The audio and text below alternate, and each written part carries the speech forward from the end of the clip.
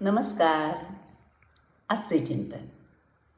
जगातील संकटे व कसोटीचे प्रसंग देव तुम्हावर येऊ देणार नाही, पण त्यासाठी त्याची भक्ती करा. असा खोटा दिलासा कोणत्याही संताने आजवर दिलेला नाही. कारण कधीकधी तर परमेश्वराची कृपा आत्मबलिदान करण्याची तयारी दाखवतानाही आविष्कृत होईल.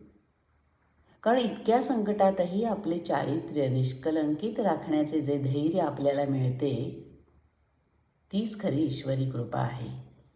हे खऱ्या साधकास माहीत असते. अपमान, निंदा यांचा वर्षाव झाला, कोणी दुखावलं तरी ती ईश्वरी कृपाच ते साधक मानतात. कारण देवकर्मात व सत्प्रवृत्तीत स्थिर राहण्याचे बळ त्यायोगे त्यांना मिळत असते.